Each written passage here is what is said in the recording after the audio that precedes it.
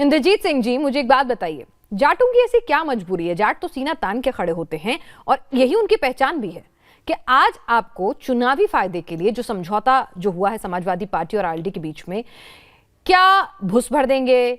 24 और 70 हजार का गणित, जो बयान चाहे फिर वो अदिल चौधरी की तरफ से आ रहे हों या कहीं और से आ रहे हों, या फिर ये हालिया बयान, ये सब सुनने की मजबूरी क्यों है?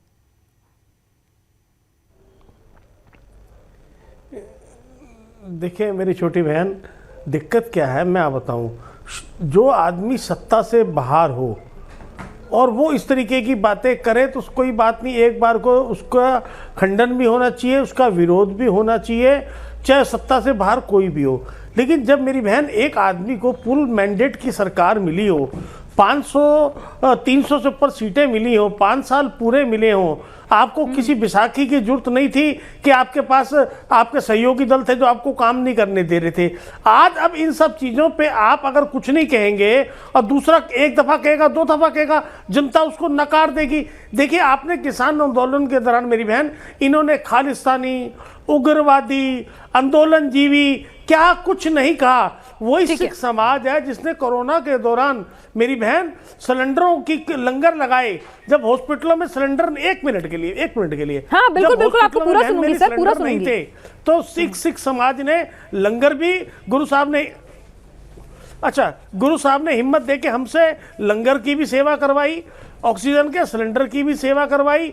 हमें उन मुद्दों पे जाना चाहिए, ये नहीं करना चाहिए। आज आदरणीय मुख्यमंत्री जी ने 403 वैन जो गली गली कूचे कूचे प्रचार करने के लिए भेजी हैं, मेरी बहन अगर ये 403 वैन कुछ दिन पहले आ गई होती, जो गांव में मेरे बुजुर्ग, मेरी माताएं, मेरी बहन जिनको ऑक्सीजन नहीं मिल पाई, ठीक है, यानी चुनाव को हिंदू मुस्लिम नैरेटिव में जानबूझकर धकेला जा रहा है दोनों पार्टियों द्वारा। लेकिन आपकी सहयोगी पार्टी भी तो यही कर रही है ना साहब। इंद्रजीत जी, आपने बिल्कुल ठीक कहा कि नहीं होना चाहिए, आइडियलिस्टिक सिचुएशन में नहीं होना चाहिए, लेकिन क्या अपनी सहयोगी पार्टी को कहेंगे कि हिंदुओं को बदनाम ना करो? क्या आप लोग इस पे ऑब्जेक्शन उठाएंगे कि बार बार हिंदुओं को विरोधी जो बयान दे रहे हैं? जाट क्या है? जाटों में कोई हिंदू नहीं है क्या? पिनाक जी,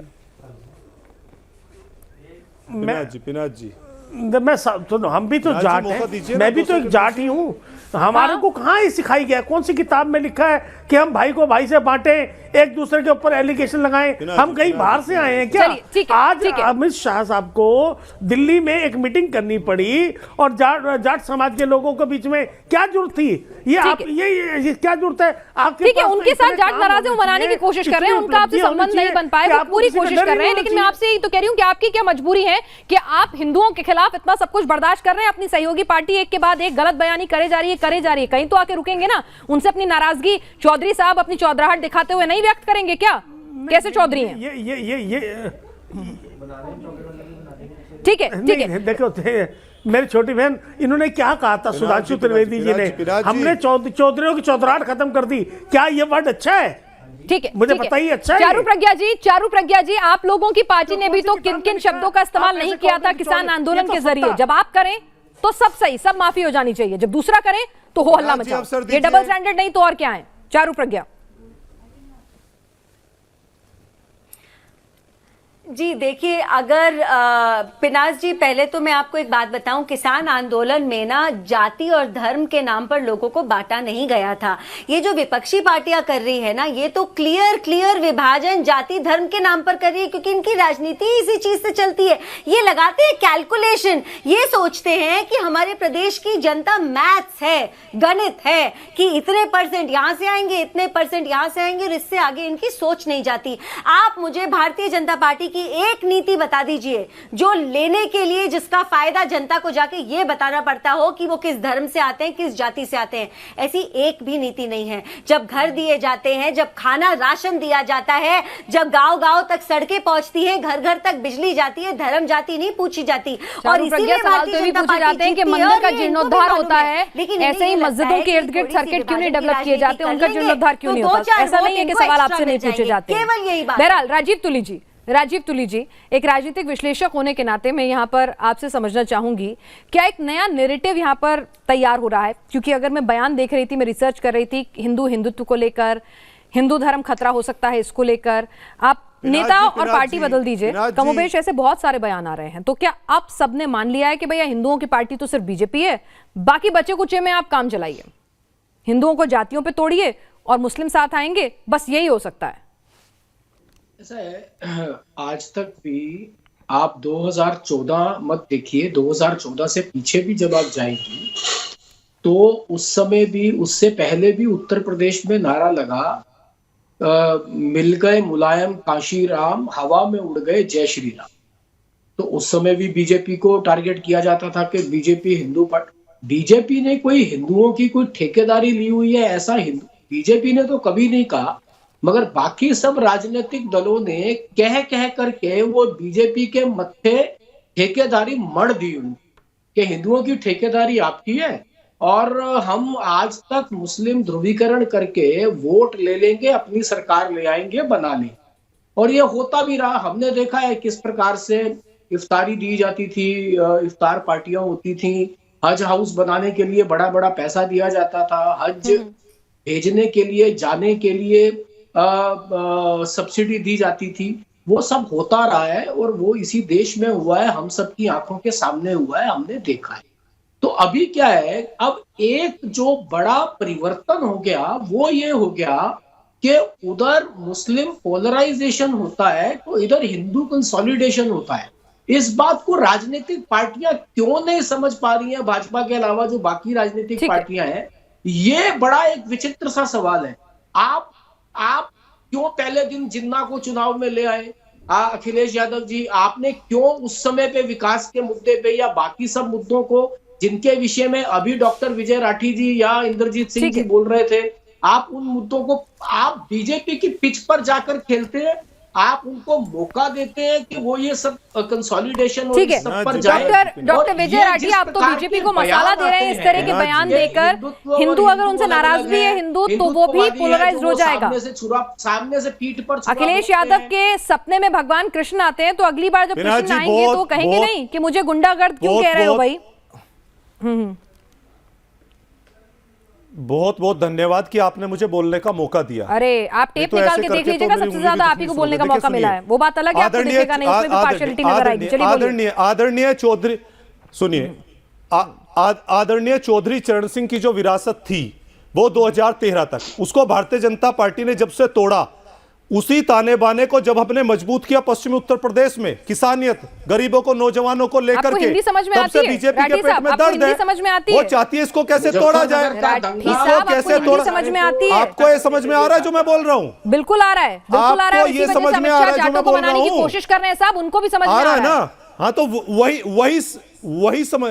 तो ऐसे में हिंदुओं को बदनाम करने की क्या जरूरत पड़ी साहब? ये तो पूछ रही हूँ मैं आपसे। आज जाट चला करके क्या उनको अलग थलग करना चाहते हैं? अरे भाई, यही तो पूछ रही हूँ कि तो हिंदू को बदनाम करके क्या ले लोगे भाई?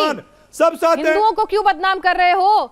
अगली बार श्री कृष्ण सपने में आएंगे तो कहेंगे नहीं कि हिंदू गर्द क्यों बुला रहे हो मेरे भाई अखिलेश? मैं तो तुम्हें जीत का आशीर्वाद देके गया था।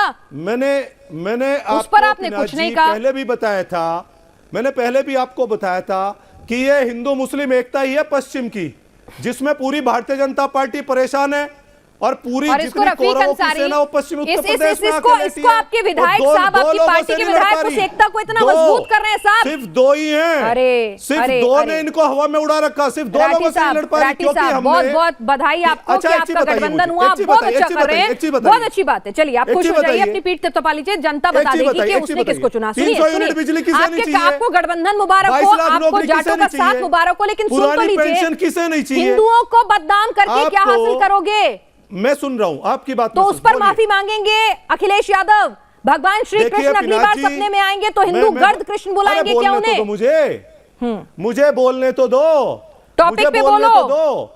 हिंदुओं के ऊपर माफी मांगेगी भारतीय जनता पार्टी। अरे बोलने का दे रही आप मुझे, आप तो बोलने से पहले ही रुक जाती है, सुन तो लो। ऐसा कुछ नहीं बोलूंगा, परेशानी नहीं होगी। टॉपिक पे बोलोगे तो मुझे बहुत अच्छा लगेगा। हिंदुओं की बदनामी जब होती है पूरी दुनिया में, अब फिर अपना बोल रहे। हिंदुस्तान में, पूरी दुनिया में हिंदुओं की बदनामी तब होती है जब 709 लोग किसान शहीद हो जाते हैं बैठ के गाजीपुर बॉर्डर पे, हिंदुओं की बदनामी होती है।